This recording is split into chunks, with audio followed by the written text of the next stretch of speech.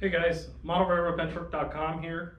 Just wanted to talk to you guys real quick and do a short little video. As you've noticed, I've started posting a lot of how-to videos. I'm just getting started. I've got a lot more planned, but I want your ideas. As you notice, the sound quality's gotten better. The video quality's definitely got a lot better. I got a couple GoPros now. So originally, this channel was just to post video tours of the custom layouts that I build. And this one I'm currently working on, I'm actually filming every step of the process. And I'm calling this one the Nightmare layout, so look forward to that video coming soon.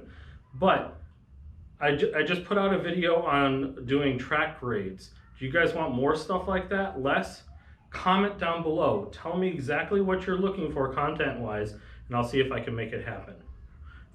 That said, thanks for watching my videos. I appreciate it very, very much. Go ahead, like. If you haven't already, please subscribe. And like I said before, please comment down below. I need to know what you guys want so I can make it better for you. Thanks.